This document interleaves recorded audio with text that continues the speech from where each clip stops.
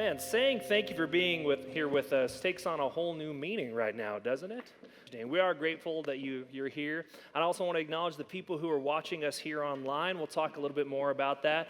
Thank you for tuning in at home or wherever you may be watching. We have a couple important things to say today before we can get into the message. You're kind of going to get a mini one here today.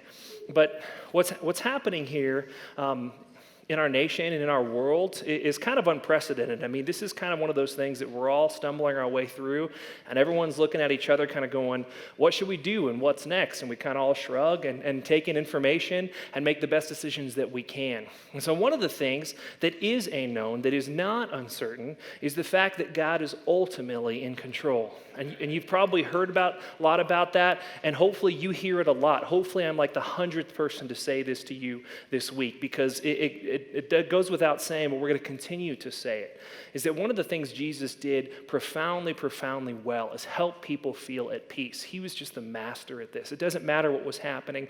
It doesn't matter if someone was dying. It doesn't matter if there was a sickness. It doesn't matter if there was calamity. I mean, when you got around Jesus, he just brought a profound peace to people's lives. There was a lot of talk about where Jesus was going, and there's a lot of talk about and how he upheaved kind of the social structure, and people were talking about him and maybe uncertain. And he looks at his disciples in John 14, and he kind of is telling them, look, I'm going to go, and it's better that I go. And then he says this, he says, look, my peace I leave with you, and my peace I give to you. I do not give as the world gives. There is something different about me, and there should be something different about you. And then he says, do not let your hearts be troubled, and do not be afraid. It's an incredibly relevant statement that he makes. And I think the only reason we can get there is that ultimately Jesus would prove that he is trustworthy. I mean, when we talk about faith and fear, that word faith is realistically supposed to be translated as trust, is that we place our trust in God because he is ultimately in control. And he is worthy of our trust because Jesus says, you know what, I'm going to prove it so much that I'm going to give my life for you. And so what that does for us is when we ultimately say, you know what, God, you have this, we trust you, we will not react in panic and in fear because ultimately you have our future life and our present life in your hands, and there's no one more that we would like to trust it with. When we get to that point, then we can begin to act wisely. Until further notice, we're going to still continue to have church on Sundays through our three services at 8:30, 10, and 11:30 a.m. And right now we're streaming live to our YouTube account at our 10 a.m. service. And going forward, we may do that for all services. And so we hope that you'll tune in to our Facebook account, our YouTube account. You can subscribe there, hit the bell, and that'll give you kind of some alerts that what we're doing. We may be posting things informationally that may affect you. And so we hope you'll tune in for that. But right now, we're going to act as if normalcy is a part of our life. We're trying to act as normal as possible while also doing our part. So should either our elected officials determine that we need to take more steps, meaning there may be bans on gatherings or maybe suggestions, we're going to react to that wisely because we want to be a team player with our community as well. Or we may determine to do that for the safety of our people and for the safety of our community. And so we hope you'll tune in as we continue to make decisions on throughout the week. The other thing is normally we take an offering or a tithe. And so we want to tell you a couple different ways you can give. When I was talking to the board of directors and the elders this week, we determined how much actually is given in person, and I got their permission to say this, is that if you didn't know, 2/3 of our offering happens in person. And so obviously we'd be dramatically affected if we couldn't meet, and so we want to give you a couple different ways you can continue to give so that we can have services and give hope and supplies to people as they need. And so in the back of the auditorium, we have some boxes in the back. You can give on your way out. You can still mail a check, or as we're kind of moving to some online stuff, you can give online. You can go to our website and give online. We'd love for you to do that as well. And then lastly, part of our dream for a while has been to do church online, whether or not any of this has happened, and it's kind of just moved up our timetable. And so for the foreseeable future, we're going to stream at least one service. We may go to all three, and so we're figuring out how to do that, and so we're starting today. We want to make sure you stay connected, and so we're going to do our best to provide a great experience through that, whether in person and or online. And then the last thing I just have for you is we want to be as normal as possible. gospel. And so we have been dedicated to this series that we call Perspective. And we want to get our view clearly on Jesus Christ. And I think it comes at such a great time as we go into Easter that our eyes should be fully fixed on Jesus, because our hope and our certainty and our trust ultimately relies on him. And so we do that sometimes in a creative way in different series, and so we've chosen to do that. And so the next video you're about to see may be a little bit shocking at times, but what we hope is that it helps you engage creatively with what we're about to say today. Let's take a listen.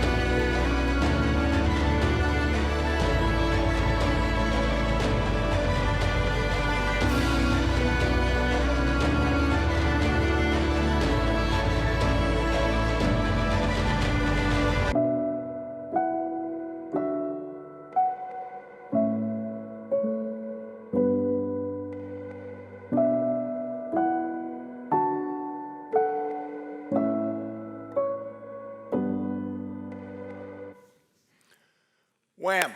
In the blink of an eye. That's how fast it happened. My wife Tracy and I were pulling into the parking lot at Costco. This was a couple of years ago, and out of nowhere, a lady who was traveling from the gas station over to the main store slammed right into the side of my door. And what happened in that moment was it took me back many years to an accident that I was in college. I had stayed up way too late the night before. That next morning was up way too early, driving a long distance, and I was on the highway traveling about 70 miles an hour, and in that moment I dozed off, and as I came to, I overcorrected, and then the car began to roll. Rolled probably about 3 or 4 times before it came to rest upside down. My brother was in the car with me, and in that situation, of course, you see your life flash before your eyes, and I don't know if I said it out loud or if it was just within myself, but of course calling out to God to help us, and fortunately, we were okay. Well, good morning, everyone. My name is Roy Conover, and I'm one of the pastors here, and want to welcome you, especially if you happen to be brand new. Glad that you have joined us. And for those of you who are online, we are so glad that you are with us here this morning. So we're kicking off this brand new series called Perspectives. And as we're doing that, I'm wondering how many of you can relate to the video that you saw here initially, or even maybe my story. Now, what's interesting is I went through that situation in the Costco parking lot, back to that for just a second. As I went through that situation, my initial reaction was like, come on, are you kidding me?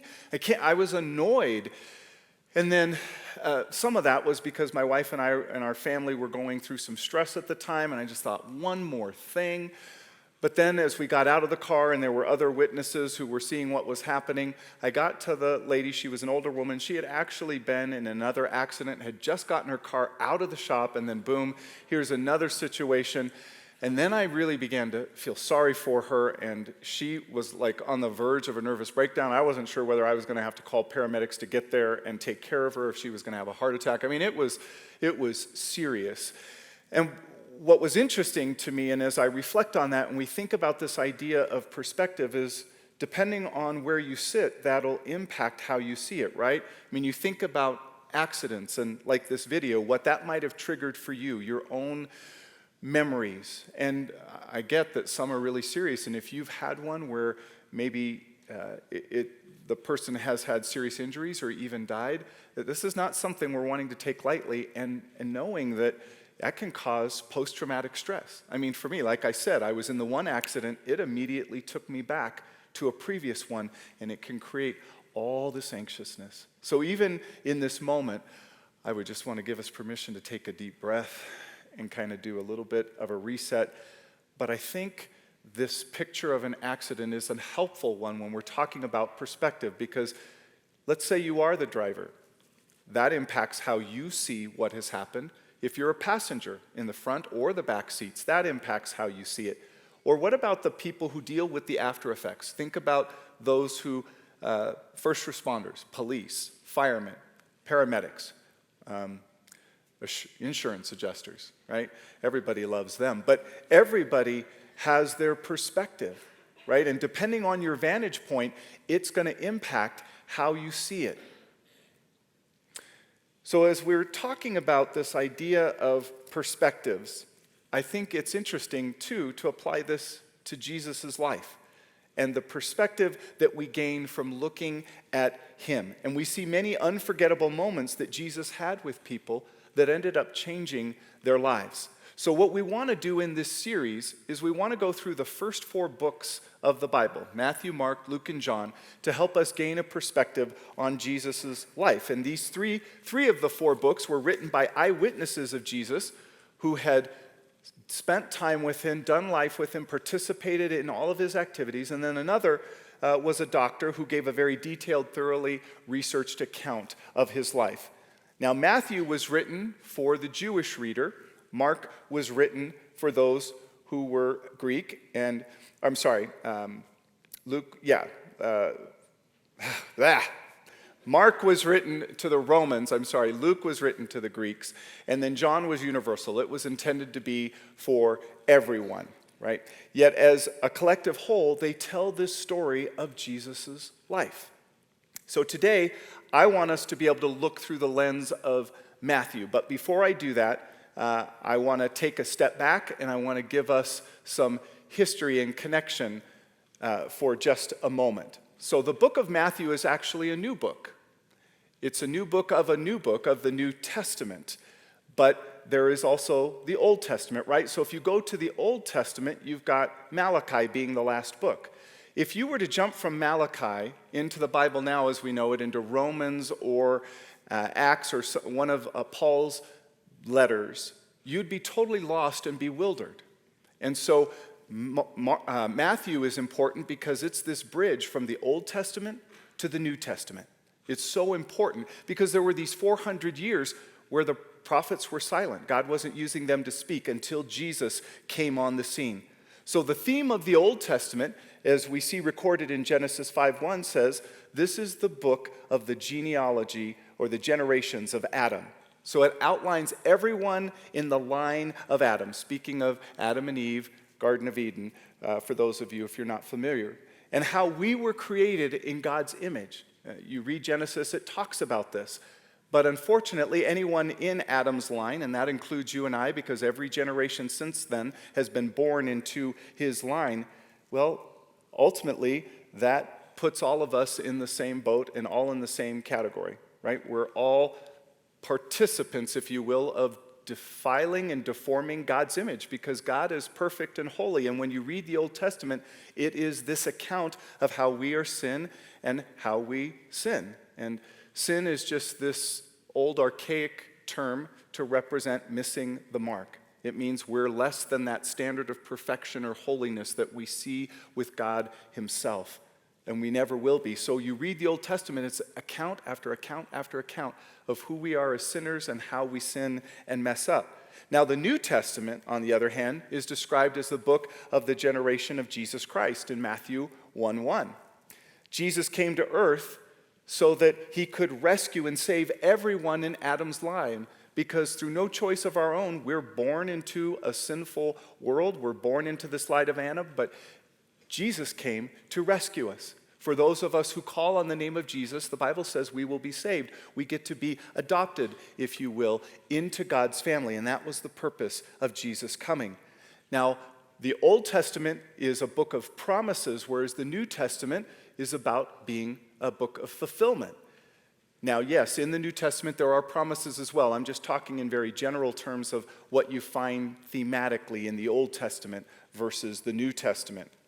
And perhaps the greatest promise that we see in the Old Testament is in Genesis 3:15, where God promises a redeemer, and Jesus comes to fulfill that promise, meaning we weren't going to be able to rescue or save ourselves from being sinful and having that imperfection. Only God could do that. So he sends Jesus for us to be able to be redeemed. Now, there are some distinctives about the book of Matthew before we dive into an account that I want us to look at this morning that I think will help give some background and perspective as to what this book is about and why it matters. So here's the first distinctive, that you see the word fulfilled used about 15 times in this book. And you also see that Jesus fulfills the Old Testament promise of Jesus being the Messiah.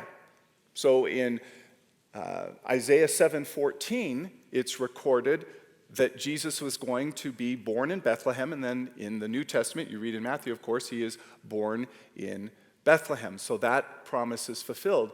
But then also that Jesus as a baby was taken to Egypt for his safety. King Herod was killing all of the 2-year-old males or younger because he felt threatened by the prophecy that a new king was going to show up on the scene. Well, Jesus was removed and put in Egypt for his safety. That promise was fulfilled from Hosea 11:1. And then you have Jesus then being returned from Egypt back to Nazareth, where he ended up settling, and there are several Old Testament prophecies that fulfill this. You'll see about 129 references to the Old Testament in the book of Matthew. Again, he is that bridge. He is that link between the Old Testament and the New Testament. And then Matthew focuses on the kingdom of heaven, or this idea of Jesus as king. And what we need to understand about that is that the people in Israel, they were being governed and run by the Romans, and they wanted to overthrow the Romans, and they thought Jesus was going to come and he was going to be the new king. That was what they wanted. But Jesus' plans, of course, were so much bigger than all of that, because he was looking for people to morally and spiritually turn to him and follow him, not just simply be a ruler. And then Matthew is the only gospel writer to use the word church in his book, of these first 4 books. In the Greek, it means called out assembly. In the Old Testament, that happened to be the nation of Israel. But in the New Testament, it's not just for the Jews. Now the Gentiles are being included, and they will all together form the church. And a Gentile is just simply who is someone not of Jewish descent. And then the book of Matthew was written primarily to Jewish readers to show them that Jesus was the Messiah. And this was a Jewish perspective, the book, and they were on the inside of the language, and why there were so many references to the Old Testament, and because they were the primary audience that Matthew was speaking to. And Jesus says that salvation was first for the Jews, so he was visiting and going to them first, and Matthew is bringing hope to them that this was being completed, that finally the Messiah would be here. So this leads us to our series focus. What we're hoping to accomplish over the next 4 weeks is that how Jesus prepares us for the moment of impact. That's what we hope you will gain from what we're going to be talking about these next many weeks, is that how Jesus prepares us for that moment of impact. Now, there are numerous accounts we could look at. Today, I'm just going to give you one, because we only have so much time. You can read the rest of the book on your own, but I hope this will give you a good overview. And I want us to look at Matthew 14. Before I get into the actual account, what I do want you to note, if you look and read later the beginning of Matthew 14, there is this reference to a miracle that Jesus does where he feeds.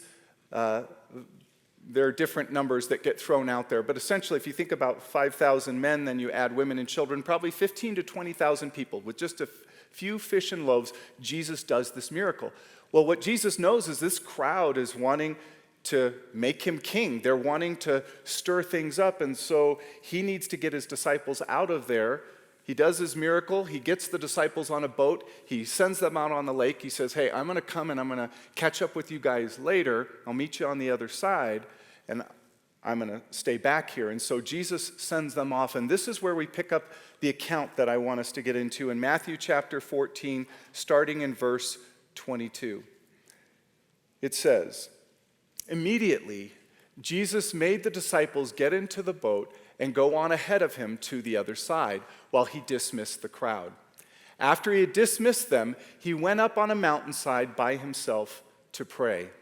Later that night, he was there alone, and the boat was already a considerable distance from the land, buffeted by the waves because the wind was against it. Shortly before dawn, Jesus went out to them, walking on the lake. When the disciples saw him walking on the lake, they were terrified. "It's a ghost," they said, and they cried out in fear. But Jesus immediately said to them, "Take courage, it is I. Do not be afraid." So the first thing for us to be aware of here as you're hearing this part of the account is that the disciples had probably been on the water 8 to 9 hours at this point. He sends them off in the early evening after he gets rid of the crowds, and then he doesn't come walking on the water, nice little stroll on the water, to them until almost before dawn the next morning. So they were out there on the water. They were battling the waves. They were probably drenched from all the water coming up on them, exhausted, never mind terrified because of the experience and what they were going through, right? But the question comes to mind is, when the storms of life come, does God let them happen, or does he lead you into them? When the storms of life happen in your life, do you think God lets them happen, or does he actually lead you into them? I mean, do you think Jesus knew this storm was coming? Amen. Yeah, no question about it, right? So why did he send the disciples into it then? Well, I think there are a couple of reasons. This is not an exhaustive list. There may be more reasons, but two basic reasons that we experience storms in our life. One is because God is going to use them to give us discipline or even correction if we go off track. In the Old Testament, you think about the story of Jonah. It's a very short book, only 4 chapters. Jonah was a prophet, and God told him, "Go to this place called Nineveh. They're messing up badly. I want you to tell them what they're doing wrong so that they'll turn away from doing that." And Jonah's like, heck no. I hate those people. They were enemies of Israel, and so he did not want any part of that. He goes the other way. He gets swallowed by a very big fish, and 3 days later gets spit out. And so he learned a valuable lesson. He eventually went to Nineveh and did what God told him to do.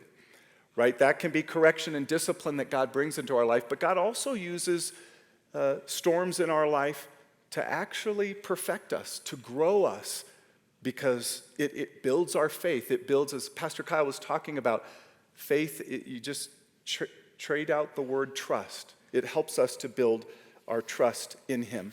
So the disciples did what Jesus said. They got in the boat and they went without him, right? They couldn't have possibly anticipated what was going to happen. But Jesus tested them in this storm, but he had also tested them not too long before that. If you go back 6 chapters, in chapter 8 of Matthew, you will see that there was another situation where Jesus was in the boat with them. A storm comes up on the sea, and this time he wasn't in the boat with them, so it was a different experience. And I imagine the disciples were feeling deserted by Jesus. I imagine they were kind of feeling like, "Where the heck are you, God?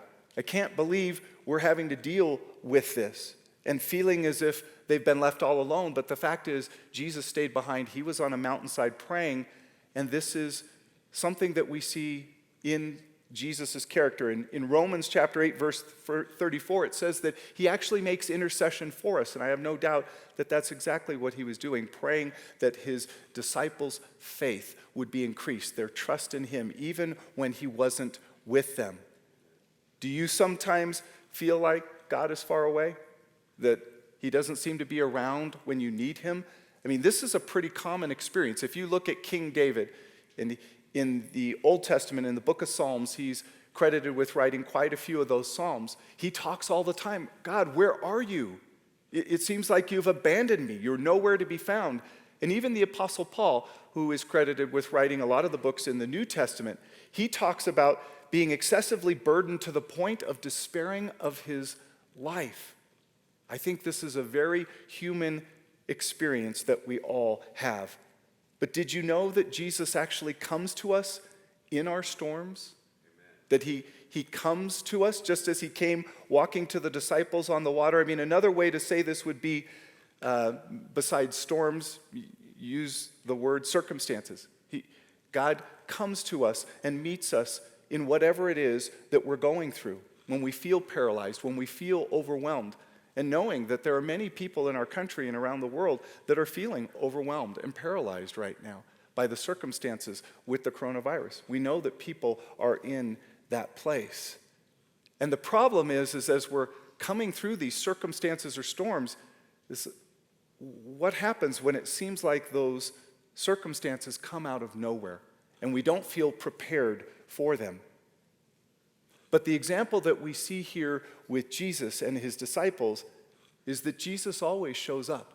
It may not be on the time frame we want, and his disciples may have been thinking, what took you so long? Why didn't you get here sooner? 8 to 9 hours. That is a long time to be battling the sea and to be battling that circumstance.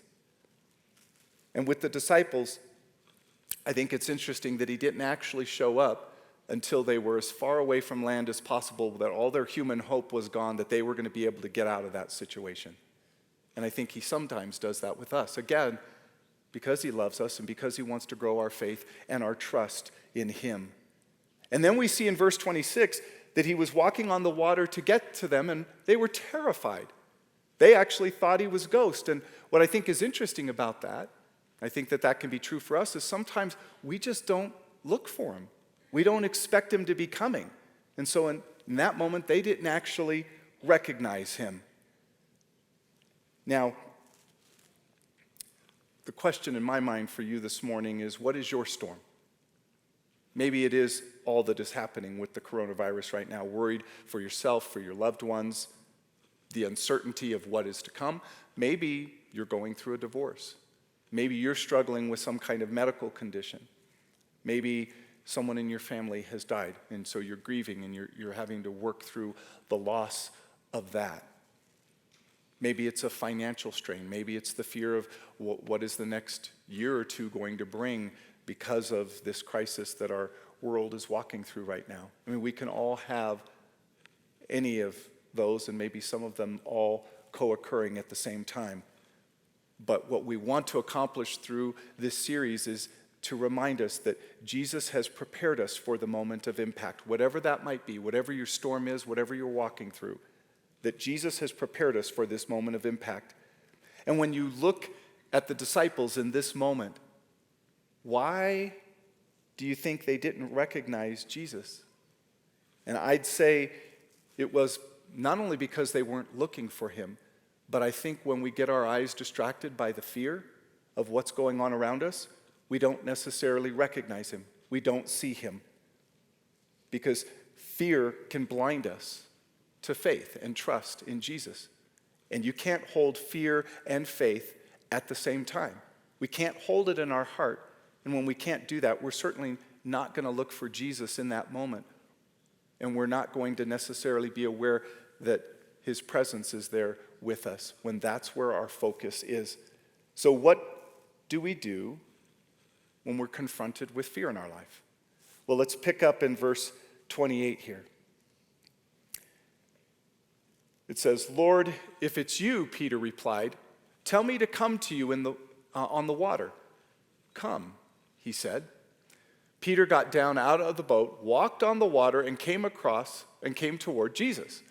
But when he saw the wind, he was afraid. And beginning to sink, he cried out, "Lord, save me." And Jesus reached out his hand and caught him. "You of little faith," he said, "why did you doubt?" Now, before we start criticizing Peter for sinking, as soon as he started looking at the winds and waves, let's show him a little bit of love and acknowledge that he did walk on the water. Have you walked on the water lately? I don't think so, right? This was an amazing thing. So I honor him for his demonstration of faith in Jesus in that moment. But notice that the other disciples are just in the boat and they're watching what's going on. But it takes a person of real faith to walk on the water. But it does beg this question: what's more dangerous, staying put or stepping out? Which do you think is more dangerous, staying put or stepping out? Peter was declaring that, hey, since it's you, Lord, give me permission to come to you on the water and I'll be right out there. Just speak the word and I'll do what you're doing, right? But notice none of the other disciples speak up. None of them say anything. In fact, they're probably sitting there thinking, you are crazy. There ain't no way I'm getting out there and doing that. You're nuts. Right? But Peter gets out of the boat, and for a moment there are two people now walking on the water. In all of history, we're only aware of these two. And it doesn't count the people who walk on stones or stumps under the water. Okay? That doesn't count. So there are two people who've walked on the water. I mean, can you imagine the scene? And of course, Peter, looking at the winds and the waves, he ends up starting to sink. Jesus pulls him up and rescues him, right? He saves him. But back to the question, who made the more dangerous decision? Peter or the other disciples? I think sometimes staying put in the boat is in some ways more dangerous because what we end up living with is regret. Regret that we didn't step out in the first place. And if you look at if you look at Peter having gotten out of the boat, I can imagine for years to come, the regret that the other disciples had to live with was the fact that they had to hear from Peter over and over and over again about how cool it was to walk on the water, right? Imagine having to live with that. But there is a pivotal moment in our relationship with Jesus where the storms of life are going to come. The circumstances are going to happen. And when they do, are you going to stay put or are you going to step out? I had such a moment back when I was in college. I shared not too long ago about a trip I had taken to Costa Rica, mission trip where I was in the arena and the bullfight and the clown and the powder. You can go back and catch that on a previous teaching. But it was that same trip that at the very end of the trip, we all gathered for prayer at the very end, all the Costa Rican host families that we had and our American team. And as we're all gathered around and praying, I heard God, not in an audible voice, but just in my spirit, I could hear him whisper, pray in Spanish. Huh? Like, pray in Spanish. I'm like, oh, come on, God. I mean, you know my Spanish isn't very good. It's like the host family I was with kept making fun of me the whole time. Like, seriously? You know, I'm doing a Jonah moment. I'm making the excuses why I don't want to do it. And I just felt like God kept pressing me. And I didn't get why. Why is this so important? I need to pray in Spanish. But for me, that was I'll say a mini boat moment. I'm not putting it on the same level as what I'm describing. But it was a boat moment for me to step out and say, God, okay. So it came a point where I prayed in Spanish. Some stuff I was trying to make happen based on what I could remember. I think God was making up some of the other stuff in a difference.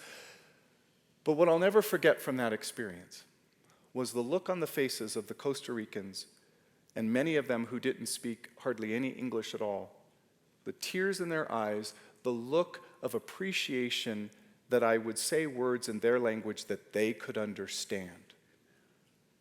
And God was teaching me in that moment what was most important was, are you willing to trust me, Roy? Are you willing to make a fool of yourself? Is that more important to you, or what I want to accomplish? Because there was a trust factor there of me trusting what God had for me in that moment. Well, what about you? Are you facing a boat moment right now? In the circumstances that are happening in our culture, or in something more specific that's going on in your life outside of that? Well, let's pick back up in Matthew verse 32. It says, and when they climbed into the boat, the wind died down. Then those who were in the boat worshiped him, saying, truly, you are the Son of God. So those who had been in the boat watching this whole time, I imagine him. If I was sitting in that situation, my jaw would be on the floor, eyes big as saucers, can't believe I'm witnessing what I've just seen. Right? I mean, this had to have been just such an awe-inspiring moment. And what we need to have in perspective here for all these disciples who had witnessed just what had happened, again, just 6 chapters earlier in chapter 8, they had been in the boat with Jesus when a storm happened, and he calmed the winds and the wave. You go back and read that, and it says that who is this man that he would do this? But in this instance now, they're saying, truly, you are the Son of God. It's gone from him doing something like, wow, to you are really the Son of God. So what would it take for you to change your perspective that Jesus is just somebody's son to where Jesus is God's only son? Because there are many people who think Jesus was a good teacher, he was a good man, a prophet. No one would argue with any of that, but to say that he was God's son puts it in a whole different category. And if we go back to the genealogy of Jesus in Matthew chapter 1, you'll notice that his father Joseph is not mentioned. He's only mentioned as Mary's husband, and that's because Jesus was God's son. And if you look in Matthew 1, you'll see again that Jesus comes from the line of David and Abraham, fulfilling that prophecy and what's noted in the Old Testament, right? Again, that connection and that bridge from the Old Testament to the New Testament. But in those days, sonship was a big deal because it meant you had legitimate inheritance to your father's estate, title, power, and standing in the family. You became the head. So when Jesus equates himself to being the son, he's claiming equality with the Father. It's a big deal. And when you look at this account in Matthew 14 of Jesus coming to his disciples on the water and Peter stepping out of the boat, what you see is that Jesus has prepared them for a moment of impact. He had actually been preparing them chapters earlier by the other experience that they had. And now here was this moment of impact for them. Well, what's the moment of impact that he may be coming to you in your life for? Maybe it is through the coronavirus. Maybe it's through a health situation. Maybe it's through a financial stress. Maybe it's something else that's going on in your life. But are you prepared for that moment of impact where Jesus is going to come to you, in a sense, ask you as you're stepping out of the boat, are you willing to trust me? Are you willing to follow me? Are you willing to take that next step, whatever it might be? Well, I have some suggestions here of next steps that we may want to consider for us to be able to keep our eyes fixed on Jesus and trust him more and more, and for him to allow the storms in our life to help grow us and perfect us. So here's the first one. In my current storm, the next step I need to take is what? What is the next step you might need to take? That could be different for all of us because all our circumstances are different. But even where it comes to the coronavirus, what might that next step be? How do I eliminate fear out of my life? How do I do what I can? How do I be wise? What might that step be? And then the second piece is to stay connected to God. I'm going to what? When Peter started to sink, it was because he had taken his eyes off Jesus. He was looking at the wind and the waves. So what are you looking at in your life? How do you regain focus on God? I think it is through reading the Bible. I think it is through prayer. I think it is connecting to other people like we're doing today as safely as we can do.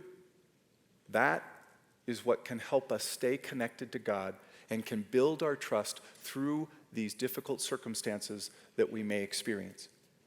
And then here's a third thing that I think we can practice. We see it in Matthew 28:19. And this is the moment where Jesus has already been crucified. He's resurrected. He's talking to his disciples. These are kind of last final marching orders. And he's saying, go make disciples of all nations. In a sense, give everyone else what I've given you. Because his heart is everyone would be in his line, not in Adam's line. That we would go from a place of death to life. That's what Jesus is telling his disciples to do. Reach out to people. And so that's been part of our DNA as a church from the beginning. We want to continually be reaching out. How do we love people? How do we take Jesus to them? And so coming up May 2nd, we have this event that we have on the calendar where we go out into the community. We've got 12 projects right now where we go to different places to be able to do work projects and just love our community. Look for opportunities to be able to share Jesus with them. And of course, in light of everything that's going on right now with the coronavirus, we're holding everything in our scheduling loosely. But my hope is that we would still be able to do this event. Our community engagement director, Allison Fenema, she is going to be out in the lobby, and you can stop by and talk to her. and find out more of what we have planned and hoping that it may still happen. What's great about those projects is they're fairly small groups. So even if the governor imposes a ban of not having more than 250 people around, these would be smaller groups, so we might still be able to do it, and we'll keep you informed about that. But there are things that we can be doing right now to practice Matthew 28:19 too. Like in light of what's happening with the coronavirus, maybe helping a neighbor out, going and getting groceries for them if they can't do it themselves and they need to be isolated for health reasons, that we can be concerned about others, maybe fill up their gas tank for them. Whatever opportunity God might put in your path to be able to love people and to put their needs first.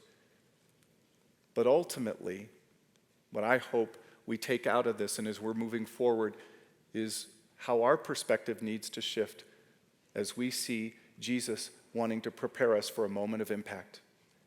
So what is that for you? I don't know. I'm still trying to figure out some of what that is for me. But I think that's a good thing for all of us to grapple with. And I know that as we go through this series, the more we look at Jesus' life, the more we're going to be prepared for him to impact ours. Let's pray. Heavenly Father, I just thank you for each person here. God, I thank you that we can be gathered here. And as we do, we draw our hope from you. We know that fear is running rampant right now, but we know that because of you, we don't have to fear. So I pray that you will help us be propagators of hope. Help us to be carriers of hope wherever we go, that we can infuse life, because you tell us in your word that we are the light of the world, that our light will shine to others as we represent you. So I pray that you will help us to carry that hope and life and your grace and your mercy to people who desperately need it right now. And for any of us that are grappling with fear, God, help us to step out of the boat. Help us to gain the courage to keep our eyes fixed on you and trust you that you will be there to catch us. And we thank you, God. We thank you for the encouragement that we can gain just by being together.